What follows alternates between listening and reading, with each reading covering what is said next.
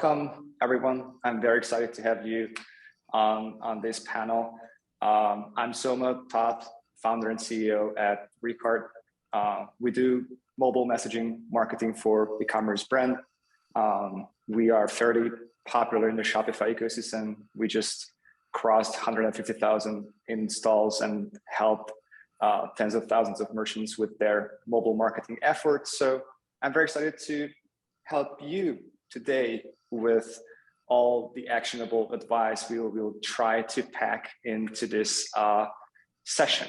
So today we're going to take a deep dive into day-to-day operations and formulate actionable advice on how you can improve your day-to-day and what changes you can expect to your day-to-day moving forward.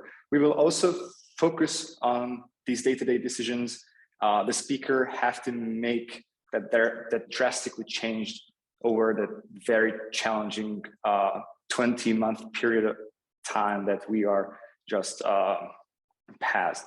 So I would love to start this session by having the panelists introduce themselves to the audience. So welcome everyone. Catherine, would you mind kicking off the introduction to our listeners? Sure. Hi, everyone. Very excited to be here today. I am the founder and CEO of SheerTax. We were the inventors of the world's strongest pair of pantyhose. They're practically unbreakable in humans' hands. I could hand you a pair. I bet you couldn't break them. We started selling product back in 2019. So we're just, almost 3 years in the market now. COVID was kind of a crazy time for us. We both grew from, nothing to this year we'll do about 30 million in revenue. However, we also saw our market kind of disappear. So we had to really rethink how we sell into the world and what is our customer changing to become. We also do all of our own manufacturing. So we had to deal with what it means to run a factory during a pandemic. And it's been quite an interesting couple years, or 20 months, as you said. So very excited to dig into it today. Perfect, thank you. Amy, would you mind taking over?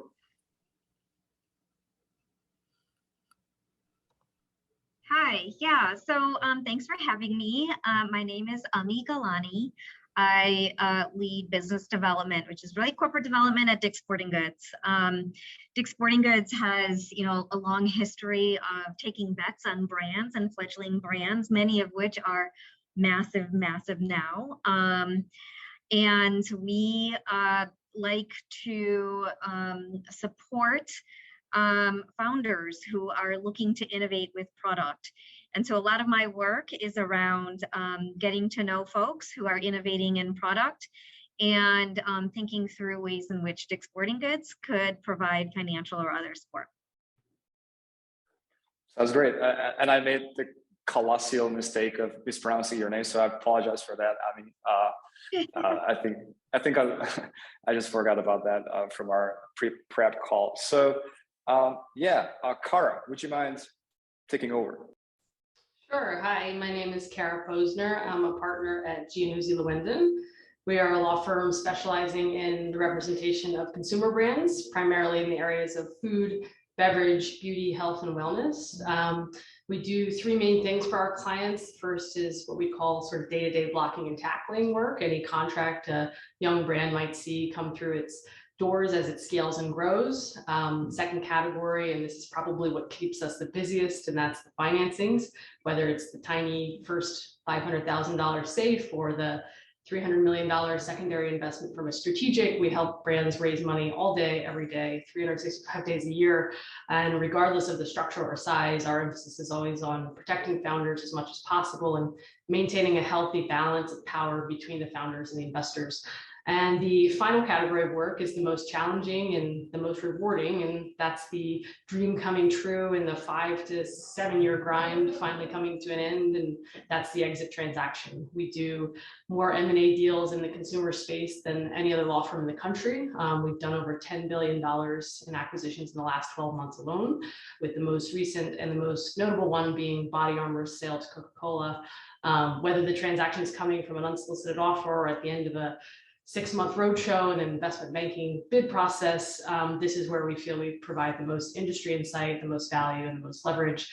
And I'm so excited to be here today alongside such great panelists. I appreciate all the hard work that Founder made, that Soma and all the panelists have put into it, and look forward to sharing some legal perspective on some of these topics we're going to discuss.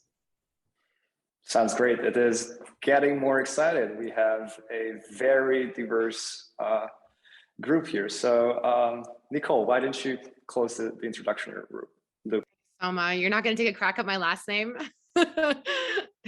So it's Nicole Verkent. I'm the founder of OMX, which is a supply chain marketplace. Actually sold the business to a big publicly traded company called Morningstar in 2020. And so thank you for that, Kara. I got way too close to my lawyer during that process. And at the end, I said I never wanted to talk to him again. I've been an angel investor for, I don't know, maybe the last 8-10 years. In particular, love investing in women-led founders, women founders. At the start of 2020, I acquired 2 micro SaaS businesses and was looking into acquiring an e-commerce business. I love what's happening in the space, and ended up joining Clearco as an EIR just to help them launch their own marketplace. I'm super excited about what they're doing. Basically, Clearco has gotten very close to the 20,000 plus e-commerce brands since they've started, have incredible data on them, and have very good relationships with e-com aggregators, so buyers. And so we're going to be launching a marketplace to connect those 2 parties to make acquisitions, so to fully acquire e-commerce brands. So I'm just meeting with founders all the time now, and it's incredible. I'm loving every minute of it. So that's what I'm up to. Perfect. Thank you everyone for the introductions. And now let's dig into the details. We prepared a couple of specific topics we want to go through and help you folks with the experience we have on the table. So let's kick it off with the first topic that we have for today. Catherine, you grew SheerTax from 5 people to 175 people in just 2 years, if I'm not mistaken. So for anyone who's wondering how you did that, can you please take us through the process, how to put together such a strong team so quickly? Because I think most of us have much smaller teams, and even at the Ricard, we are just 45 at this point, but we can start feeling things breaking. So I'm very interested, what are the main principles and processes you followed to build this strong moat in just 2 years? So I think I'll tell you where we went wrong, and then I'll tell you how we fixed it. Because I don't think it's so much that it was this sort of clear magical path to get to where we are today.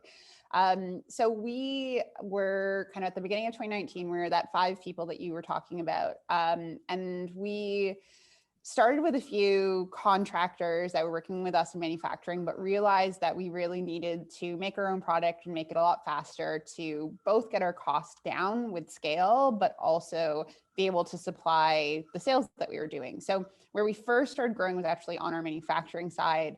We grew to about a team of 20 people running a really tiny factory, but then realized that this was not really sustainable, that this factory couldn't really hit unit economics we needed. It was never going to work piecemeal. And we took a pretty big risk, and we made the decision to acquire a very large factory. So we went from a 2,000 square foot little garage to a 120,000 square foot facility in the matter of, from making the decision to move to being in that facility was 90 days. So it was pretty crazy. We were also raising our Series A at the time. It was very much a matter of just trying to line all the timing up to happen at the same point. But we realized this is what we needed to do if we were going to hit the really big vision for what we were trying to build. And then I found myself, and again, this was, better planning might have been good, but also better planning probably would have scared me away from doing it. Ended up in this new factory realizing that in order to make it work, we had to go from 3,000 units that we were producing a month to 50,000 units a month, as fast as possible. And that meant we had to both start selling 50,000 units a month as fast as possible. We also had to make 50,000 units a month as fast as possible. And we ended up going from about the 25 people we had to over 120 people within about 90 days from that point. I remember there were moments where I walked on the floor and literally said, bring a friend to work day tomorrow. If your friend shows up, they're hired. And we actually did stuff like that. This would have been at the end of 2019. And it was mass chaos, as much chaos as you could possibly imagine. There was, 120 people reporting to probably 3 people in the entire organization, not particularly much in terms of HR, really just chaos. And we needed to do it to do what we were doing at the time. And we raised our Series B around that time. And we're like, okay, this is going to be great. We're going to be able to take a step back after the Series B, put in some real management layers, put in some real executive layers. But what actually ended up happening is about 45 days after our Series B closed, COVID hit. And all of a sudden, our factory gets completely shut down, and we're dealing with so many problems that aren't higher management layer. They're just every other problem you could imagine. But I'd say that one of the mistakes we made is we hired non-managers or promoted non-managers to management positions a little bit too fast, just in desperation, just in needing to solve some problems pretty quickly. And I mean, we found a few gems in that process, but we also caused probably other types of chaos in doing that. It took us probably settling through COVID. So a year after COVID hit, a year after our Series B, to decide that we needed to solve this for real. And what we ended up doing is using a platform called EOS, which is the Entrepreneurial Operating System, which has a system for basically getting the right people in the right seats, a system for being able to actually do your quarterly planning, being able to actually make sure that the vision and leadership structure and that what they call an accountability chart and others consider an org chart actually makes sense. And we've worked really, really hard over the course of the last year to add real structure, real management layers, real accountability into the organization. And it's been massively transformative for us over the last year. And now I'd say we're in a really great spot. We have now 9 people that are VP level and above. We have a very solid senior management team below that. And everything kind of makes sense at this point. We're probably close to 200 people now, but it was not a straight and narrow path. So if you're feeling growing pains, you're not alone, and ShareText probably did it much worse. So there's some solace you can take in that. That's a very interesting and exciting story. So you would say that after the initial chaos of becoming very popular in a very short period of time, and after COVID, you decided to go on the more structured way, implemented EOS, and hired the VPs and the management layer you needed in order to have a stable growth system in place. Is that correct? Yeah, and we've started taking FP&A as seriously as you could probably take FP&A. We take, planning out our hiring, even if that means we're gonna have 100% increase in people. But I think it's hard at some of these early stages. You just don't know. And so it depends on how fast you're growing. It depends on how much of it is unpredictable. I think at the end of the day, you plan as well as you can.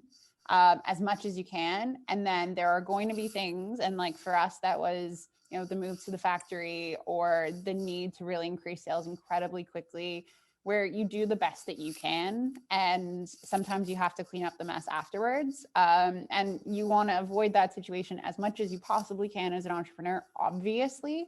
But at the same time, I think entrepreneurship is messier than people want to let on. And you just need to be willing to catch your mistakes when you make them and do better next time.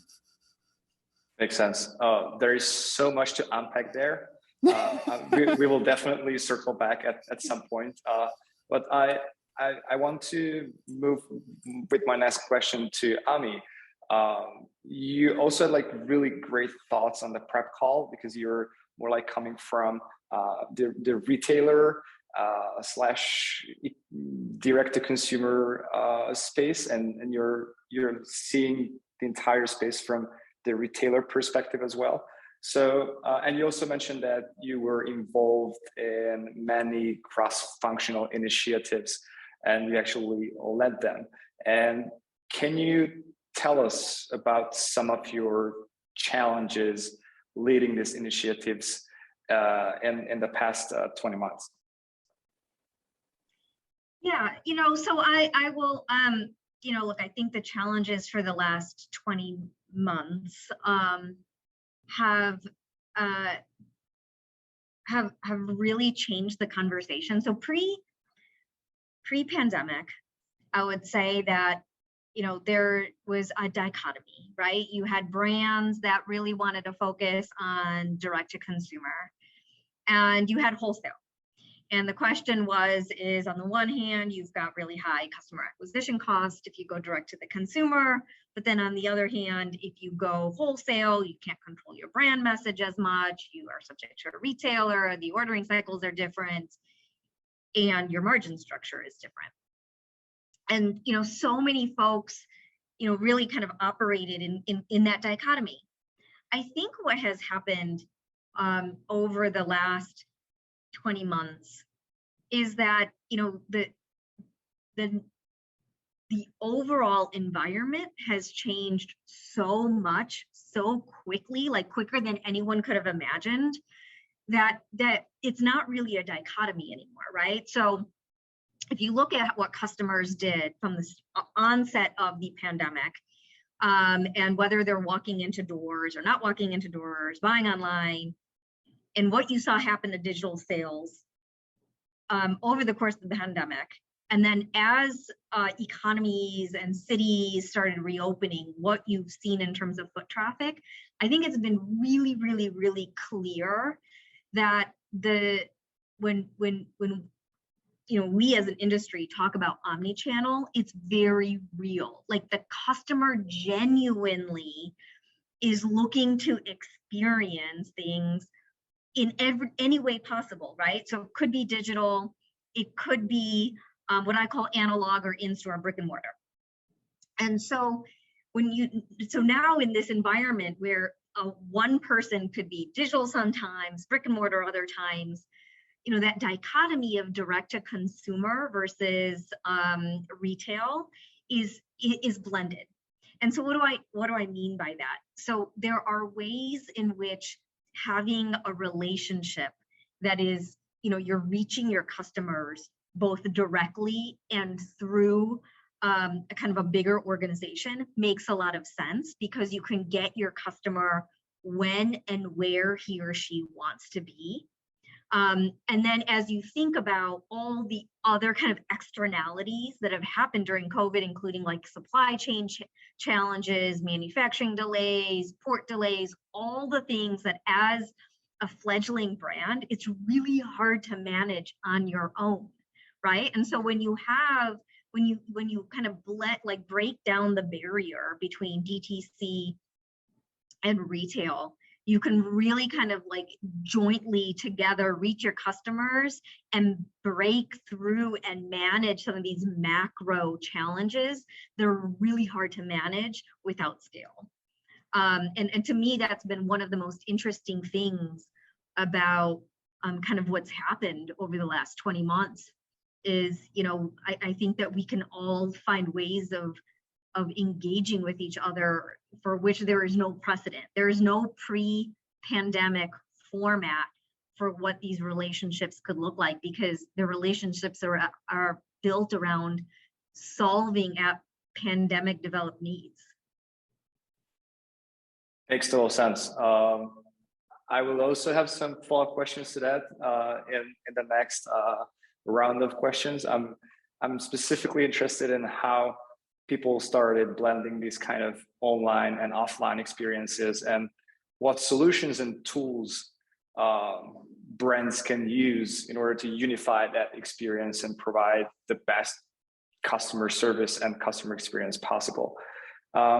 Moving on to Kara, coming from the legal perspective, I'm very sure that a lot happened in the past 24 months with you as well. So can you tell us what are some of the recent changes you've made in how you work with and advise your clients? Yeah, happy to share that. And sorry about earlier, my name is not Rensop Eric. My background was backwards, but yeah, COVID has changed the world in so many ways, and the legal world's certainly not immune. I wouldn't say you could, get away with certain things 2 years ago more than now, but there's certainly been some evolution in the law related to what's happened. And there's also a continued increase in compliance-related litigation led by private plaintiffs, which has always been a concern in this industry, as all the panelists probably know. I think from an evolutionary standpoint, one legal issue that brands have to pay closer attention to, especially DTC brands, is sales tax compliance. E-commerce was already booming before the pandemic, and COVID just kind of kicked everything into overdrive. And it's created a huge surge in online sales tax laws because states can no longer rely on the consumer driving to the store and paying at the register. So they're having to find other ways to collect tax. So it's important for brands to have sophisticated advice on that topic and to know that it's constantly changing, and it's not something that they're going to have the bandwidth to keep up with internally. They're just moving too fast. It's also something that investors and buyers are paying really close attention to in their diligence process. And it's things that we're seeing, creating special escrows and liability issues in the context of those capital raises and the exit transactions. From a sort of stronger emphasis standpoint, and this deals with a classic issue that's been around forever and it's never going to go away. Perhaps the biggest legal issue that brands have to pay attention to is regulatory compliance. So we see brands get sued every week because their ingredients were listed in the wrong font size or in the wrong order, or because they use phrases like all natural or made in the USA when they can't really do that, or because their website is not compliant with the American Disability Act. And again, founders and young companies are moving so fast, and the last cost anyone wants to spend is on legal, but it's important for brands to lean on the right advisors early on and spend that little bit of money, because the headaches of non-compliance are far more destructive and far more costly, not just from a dollar standpoint, but from an opportunity standpoint. Investors will walk away, buyers will walk away, because not only is there liability because of non-compliance, but it signals sort of a disorganized, disorganized company. Very interesting to hear, but it all makes sense. If the states are losing revenue on one side, they will tighten the rules on the other side where the revenue is actually flowing. That's something very interesting for sure. So Nicole, you mentioned that you are working with entrepreneurs every single day, and you help them through their journeys. So I would love to get your perspective. Generally, what have changed in entrepreneurship recently, and if listeners want to sell their brands or their stores, what are the things that changed in acquisitions or mergers? What are the new things to look out for? Well, there's a lot there. I think entrepreneurship has come so far. I mean, especially in the past 20 months, but even when I was in university, it was like one token course as a part of an MBA program. And it was sort of these oddball people, even 10, 15 years ago. And for me, being an entrepreneur 10 plus years ago, it was really about raising a sophisticated venture round and having to know the right people, and either falling into one or another bucket, being venture backable or not. And there was not a lot of stuff happening in the middle. There was not a lot happening in kind of what I call the gray zone. And then around sort of later 2017, 2018, we saw this huge rise in Shopify and D2C, and everyone knows what happened there. But still during that time, I felt like a lot of people that were running their own e-com businesses in particular, it was seen as a side hustle. It was seen as a solopreneur thing. It was becoming bigger and bigger, but it wasn't as respected by institutional investors, I will say, in general. What I've seen since COVID has taken place, and of course we know it's happened in the same time of an incredibly low interest rate environment and capital looking for higher yields. And what I've seen is just this normalization of entrepreneurship. I've seen the barriers come down. I mean, Clearco's been on the front lines of funding entrepreneurs and removing the sort of democratizing that process of providing funding, and not just being that you give equity. So it's non-equity dilutive funding, but just seen a huge change in terms of interest from large private equity style funds, which are raising from more traditional pension style funds to acquire e-com brands. This recognition that the next big brand that we all know that every single household knows about, it doesn't necessarily originate from the Procter & Gamble lab. It comes from one of these solopreneurs or a small team or somebody with a much bigger team and huger ambitions like Catherine and the folks at SheerTech. So it's just this really exciting time to be in it. And what I'm seeing as a shift is, I mean, I started working with ClearX a few months ago, and there was maybe 20 of these buyers that had raised funds to acquire e-com brands. Now we're up to 60, and we've been keeping track of how much those 60 have raised. And it's well over $10-12 billion to acquire e-com brands. So huge amount of capital, huge amount of institutional interest. And then in terms of founders wanting to sell now, I just went through the process a year and a half ago. It was hugely complex. It was long. It was hard to find potential. It was just a very manual process. And we're just seeing a really interesting movement where deals can happen quicker. They can be less complicated. There's straight asset purchases. We're confident that they can happen on marketplaces and on platforms. And that there's just so much interest from buyers now in the e-com space. So it's a really, really great time to be running an e-com company. That's a good change overall, I guess. It's great for the ecosystem. All right, moving on to our next round of topics. During our prep call, we discussed several problems, and one of them was like, if our partners are not growing with us, we need to replace them. We need to change them, and we need to realize that, okay, we want to work with people. Let's talk about employees or partners who can take us to the next level. So that sparked a general topic, which is what is the latest big thing you had to fix, and how did you do it? So I would love to ask the same question to all of you and have your experience on the last big thing you needed to fix and some actionable advice to the listeners. Catherine, would you mind kicking it off?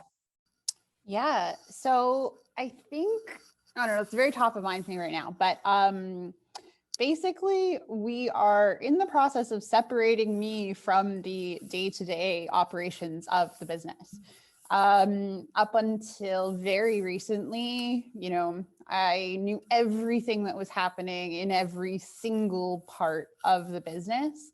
And we've gotten to a point where we have enough leaders that understand the different parts of the business that I'm not as core to the everyday execution, but also the strategic side of our business has become more and more work, right? Like working on the business has become as big a job as working in the business. And so we've recently made a bunch of shifts to kind of reorg a little bit. A lot more now falls under our COO in his capacity of really running the day-to-day operations of the business as we build out more of an executive leadership team that covers more communications and finance and people, and is working more on the strategic side of the business in the day-to-day. And I'd say that like what that looked like as a problem was Catherine causing chaos. Realistically, like if you really looked at it, like I have a lot of ideas. And I think a lot of founders have a lot of ideas and they want to get them done. They want to get them done fast and they know how to do every job in the company. And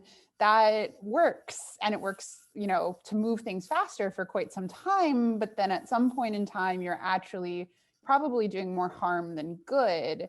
And there are people that are probably better at running the day-to-day, and you can actually focus more on like, how do you turn those ideas into plans? What does that look like? What's the long term? And have those filtered a little bit more through other parts of your team with different strengths. So I hope that answers the question a little bit, but that's very top of mind for me. It's more like the editor versus writer analogy, right? So you stop writing as much and you become more like an editor that helps others succeed. That's kind of the natural transition out of day-to-day. And I think it's different for every founder, and you have to kind of figure out who you are and how this works. But for me, what's been really important is in my direct reports and my executive team is having people that are very willing to challenge, and that like we can have a really great back and forth dialogue, because when that wasn't the case, everything that came out of my mouth sounded like a demand. It sounded like an ask. And that I think ends up causing a lot of the chaos, as opposed to having people sort of like around me that are like, okay, great idea. Understand where you're coming from. Like, it's going to have to look like this. Yeah. This is how we're going to have to, and like really having a team that you can work like that with has been really key for me, at least. Absolutely. The CEO always has the loudest voice in the room, even if you don't realize it. So CEOs, good advice from all of us, I think, that be aware of that, because even if it sounds like a suggestion for you, it's your voice going to be the loudest. So thanks, Kateri. That's very insightful. So Ami, can you tell us a recent experience, a recent challenge you had to tackle on your side of things? Yeah, you know, from my side of things, you know, it's a little bit of you know, what Nicole talked about in terms of the funding environment, and the folks who are in the funding environment. So, you know, we are, at the end of the day, a family-built company. It was started, you know, it's like the classic American story, $800 out of a cookie jar, opened up a store, and over the years grew to where it is today, you know, a $10 billion plus company. And, you know, Ed Stack, who's our executive chairman, is very much involved in the business, and he's been working in the business since he was 13 years old. And so we are, you know, we don't talk about things like dry powder, and we have a lot of dry powder to invest. And, you know, we are not financial sponsors, we're not private equity, we're not venture. We are literally a long-term business that is grown by organic growth. So when we have conversations in the market with founders or brands, you know, it's actually it's interesting, because the fundraising environment has changed so much by virtue of the sheer volume of capital in the market, right? And so you end up having folks who maybe get too big too soon, their valuation expectations are too high, you know, you know, it's all about, you know, e-com. Nicole mentioned e-com, everybody loves e-com, you know, so their expectations of what they're worth is really, really high. But, you know, as Catherine mentioned, like, it's actually really hard to operate a business, right? And getting from kind of that 25 million to 50 million is really hard. And then getting from 50 to 70 is incredibly hard, and you have to completely think about your P&L differently. You have to think about leveraging every element of your expense line. And for us, you know, we're, as being who we are, like humble business operators, it's tough, I think, for us to compete in an environment where people don't talk about things from an operational perspective and really what is the path to get there, but they focus a lot about like, what is the valuation of my business? What's my revenue multiple? And, you know, it may mean that, you know, a lot of times there isn't a role for us, and that's fine. That's fine. But, you know, I think that in the future, you know, if to the extent there is some leveling off, you know, your biggest partners, the folks who are going to help you the most, are the ones who will be in it with you when you have chaos on the factory floor, when you have chaos in the stores, when your teammates at the ground level all have different ideas of what to do, and you need to figure out how to streamline and scale. Absolutely. Good advice. Thank you so much. Kara, can you share one of your most recent challenges and how you solved it? Yeah, I mean, in terms of COVID and the challenge it created for our clients, I think the biggest one was probably the PPP loans, because there was just so much confusion and so much uncertainty on who got them, how they should get them, the PR implications of getting them, and then you end up doing better. We had a lot of clients who were very e-commerce heavy that actually were year over year, you know, much better, and they thought, well, what do we do? Do we give the money back? So navigating that whole issue in real time was a big challenge, and we were just trying to learn and keep up to speed. But in terms of the legal practice, thankfully, you know, things stayed pretty steady, especially in the CPG industry, because although there was like that initial pause where people stopped their deals and stopped investing in March and April, everything really heated back up in June. And I think, you know, a lot of opportunities came out of this as a result. But yeah. Makes sense. Thanks for sharing.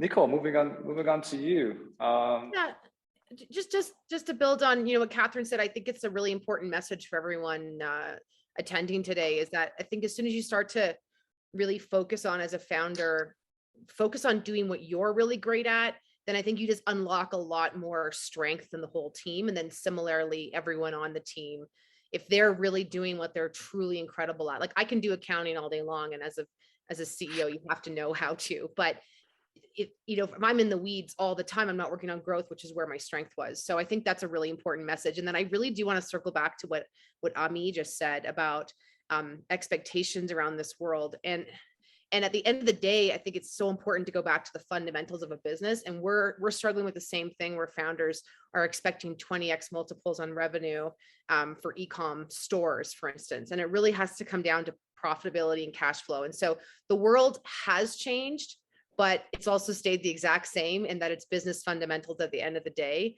And that foundation really has to be there, and that it's still just all about people. So I think there's been a lot of great points here today. Agreed. We have a few minutes left, so let's dive into some predictions. All right.